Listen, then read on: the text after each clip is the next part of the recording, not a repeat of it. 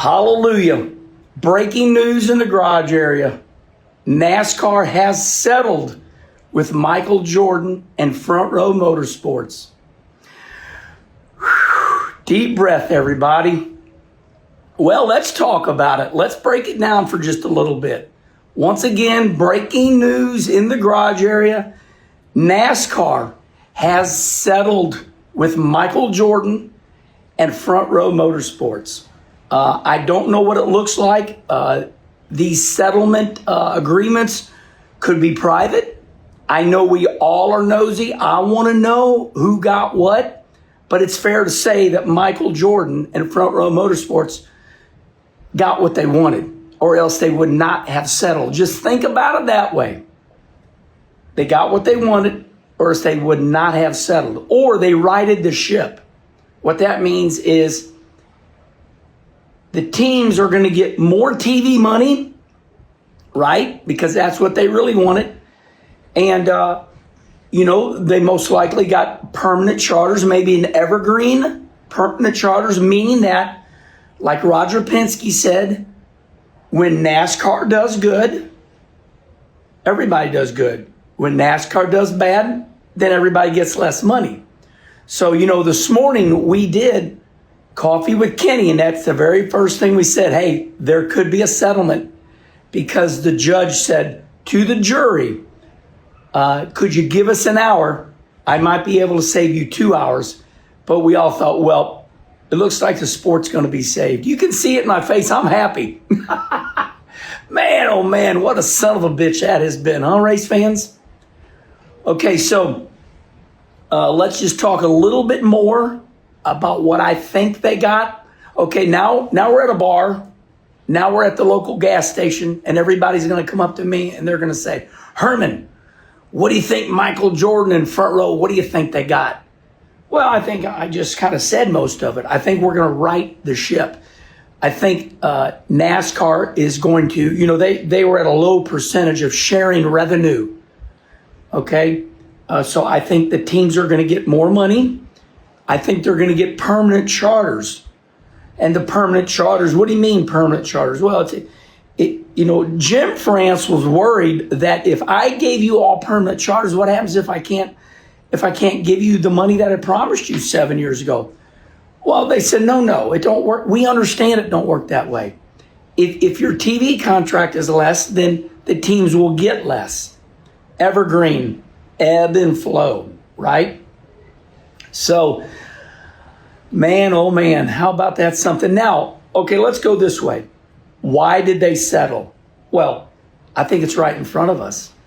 Did you see the letters? And I also think fan sentiment. There was life is kind of funny, right? It's like, let's compare it to family, okay?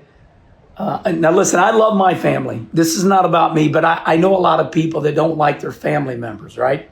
It's like, listen, I'll talk bad about my family members, but don't you talk bad about my family members. And I see a lot of fans like that. I see a lot of fans that are like, I don't like NASCAR. But when we start talking bad about NASCAR, they don't like that. I've seen some of those people out there. Well, here's my take on that. Let's use from 0 to 100%.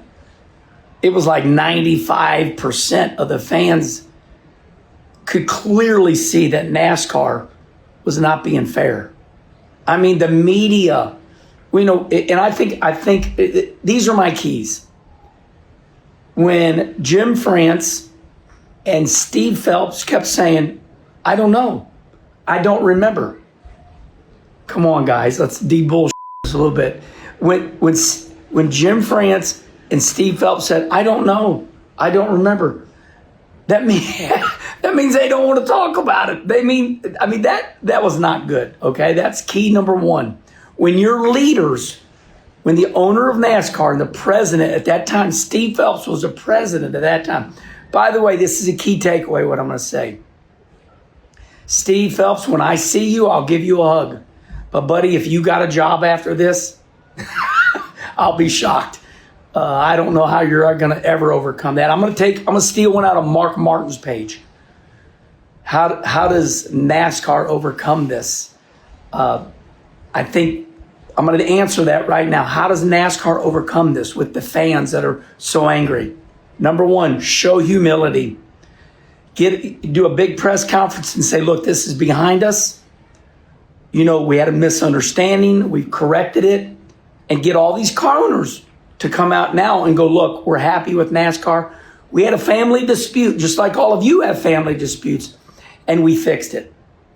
So it sounds to me, you know, like happy days are here again. And it's all settled, everybody. And, you know, but once again, getting back to these key moments, we just now talked about Steve Phelps, Jim France, saying, I don't know, but I think another one was yesterday was pivotal. When you see the letters from Jim France's, probably his dear friend Roger Penske and Rick Hendrick, when you see Roger Penske and Rick Hendrick, now remember, like I said in Coffee with Kenny, Rick Hendrick and Jim France are buddies. Rick Hendrick created the Garage 56 project for Jim France. And when you seen that letter that Rick Hendrick wrote to Jim France, I think Jim Jim had to take that one in the gut. And he's like, and then when Roger writes the letter, now that's not all. When Johnny Morris, now the sponsors, that's a different deal right there. I think Jim took a couple kicks in the gut that almost had nothing to do with money, had to do with, come on, what's right, man? You're showing up here and this is not good. And in the end, fan sentiment, right? Jim had to get some advice that, look, you've pissed everybody off. There's a chance that nobody will even show up because they hate you so bad.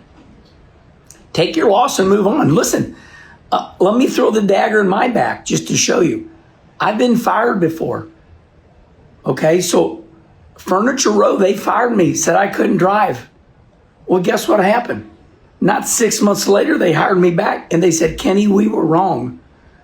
We want to right the ship by hiring you back. We want to enter a second car in the Daytona 500. And there I was running fourth and fifth. I was up to third in the twin 125 at that time. And I run sixth. And we made up and we went on. They were wrong. And you got to admit it. So there I just threw the dagger in my back and I told you a story equated to this one. All right, respond right here, everybody. The lawsuit is over. What does NASCAR need to do to make you happy? I think all they need to do is show humility and move forward. What a great day, everybody. What a great day. We're headed to Daytona. Wahoo!